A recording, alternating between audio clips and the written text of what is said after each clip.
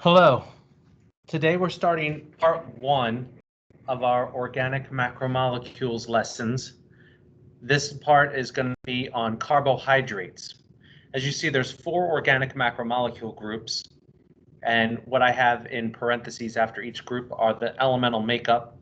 So you have carbohydrates, which are made up of carbon, hydrogen, and oxygen, lipids, carbon, hydrogen, oxygen, proteins, carbon, hydrogen, oxygen, and nitrogen, and nucleic acids, carbon, hydrogen, oxygen, nitrogen, and phosphorus. So as the amoeba sister said, if you can remember cho, chon, chomp, that will be a good mnemonic device to help you remember the elemental makeup of each of the 4 organic macromolecule groups. And as you see, the reason why they are organic is because they all contain carbon and hydrogen, as well as oxygen. And that's going to make something organic. So we're starting off with part 1, carbohydrates. And carbohydrates are generally called carbohydrates because of the proportion of elements that they have.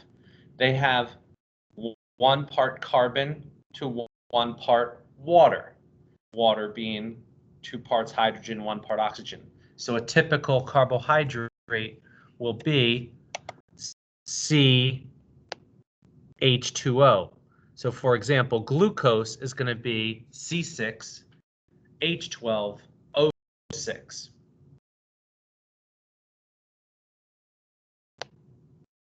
There are 2 basic types, the simple sugars and the complex carbohydrates. The simple sugars would make monosaccharides and disaccharides. And generally what we refer to as a simple sugar is something that's going to be sweet, whereas a complex carbohydrate is not going to be sweet. One thing, if you want to give it a try, take like a cracker or something that's made up of starch, carbohydrates, and chew on it for a while. And what you actually find out is as polysaccharides, complex carbohydrates, get digested, they actually break down into simple sugars and they will start to taste sweet.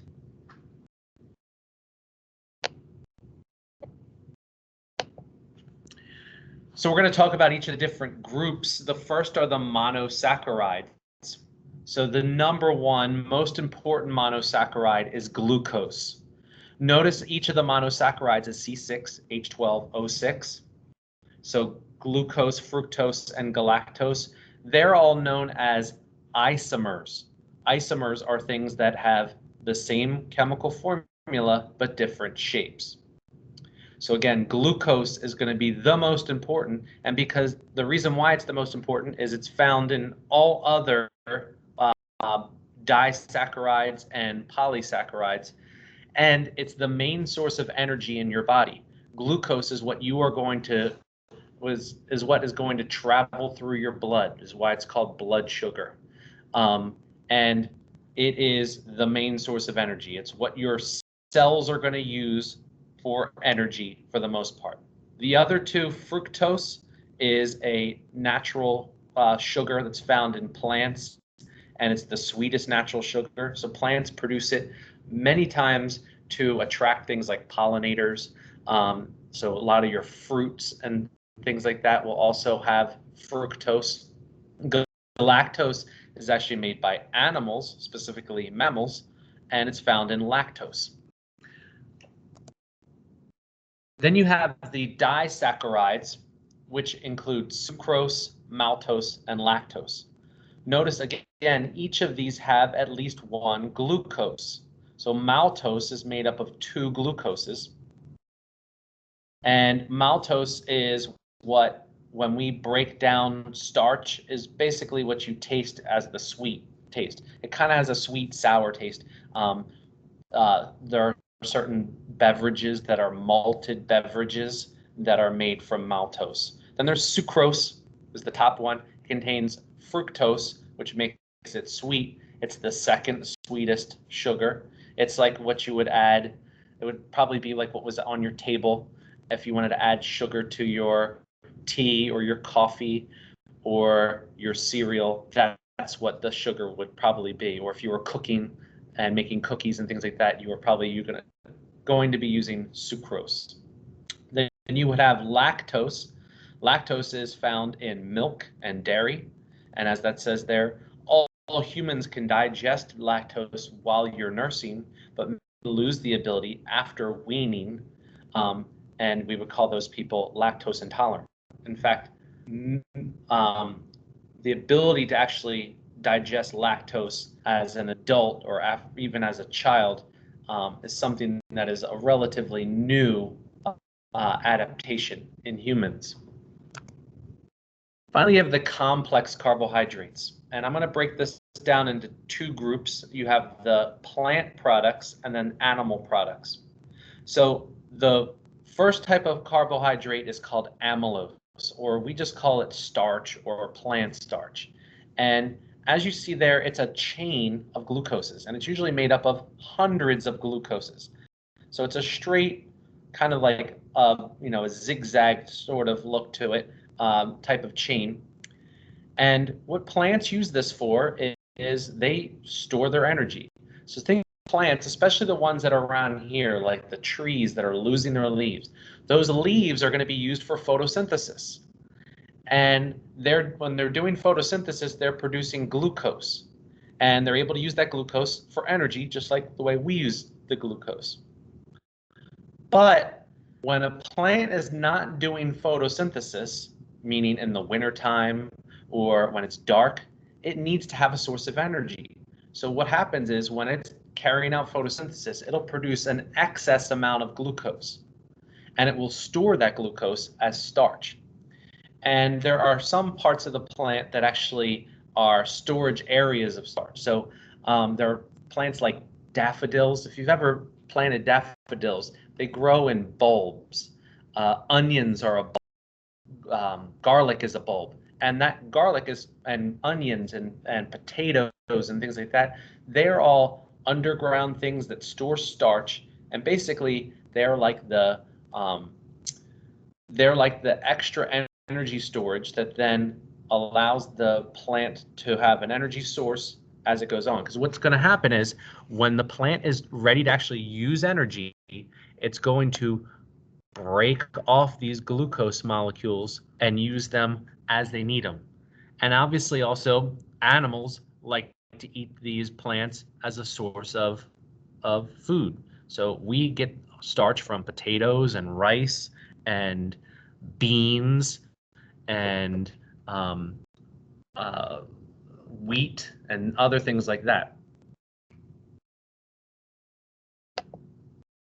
Another major polysaccharide, also made up of glucose, but in a slightly different arrangement, is called cellulose. So cellulose is basically where glucose kind of bonds together, but it's flipped upside down. And that way in which it bonds, where it gets flipped upside down, makes it so that it becomes indigestible to us. So cellulose is what makes up our fiber, and fiber is good for us because it cleans out our gut. And for a plant, it makes up the cell wall, but it also, so because it makes up the cell wall, we use cellulose for lots of things. We use cellulose to make paper. Cotton is cellulose. Wood is cellulose. So lots of stuff that we come into contact with on a regular basis is cellulose. And again, as it says there, it's a coiled chain of glucose. So they make long fibers, and those fibers then wind up, and they ultimately will make the walls of cells in the plants. Finally, the animal products, and the main animal product is called glycogen, or animal starch. And what happens is, similarly, glycogen can be broken down, where each of these little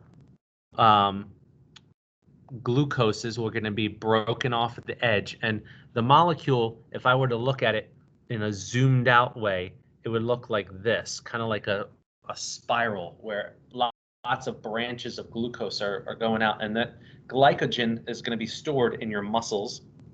And as you're actually doing your exercise, your glucoses are going to be broken off and used by your muscles for energy. So your body, your cells can only use glucoses, but you can store them in these long polysaccharides for later use. So we might eat a starch, we break that starch down, and then we build it up into our own version of starch in our own cells. Our liver is another big source of storage for glycogen. So how do we actually break these down and build them back up? Well, the process by which we do that, so this is a picture of glucose, and one of the things I want to point out on this glucose molecule is these OH groups. These OH groups are what are going to be interacting to form bonds. So what's going to happen is this OH right here is going to be broken off, and this H right here is going to be broken off. And after they are broken off, you are going to form water, and that water is then going to combine. So you have this H, that O, and then this other H. They're going to form, as I said, water. So what's going to happen is these will then just form a bond like that, and then you now have a disaccharide. And that can continue over and over and over again until you have a polysaccharide. So let me skip ahead for a second. So this is the picture of dehydration synthesis, how the body actually builds a glycogen. So you start with glucose, and you can form a glycogen by removing the OH and the H. So again, this is going to be removed, and this is going to be removed, and it forms the water. Again, that's called dehydration synthesis. The term I have here, it's called glycogenesis. It's a process that occurs in your liver where excess glucose is stored as glycogen using this process. So then you're actually exercising, and you need to get glucose so that your body can use that glucose for energy. So that happens through hydrolysis. So again, the H, as this is shown right here, is going to add to one of the sides, and the OH is going to add to the other side, so that you end up with two separate molecules that are now broken apart from each other into individual glucoses. And this glucose can now be used by the cell for energy.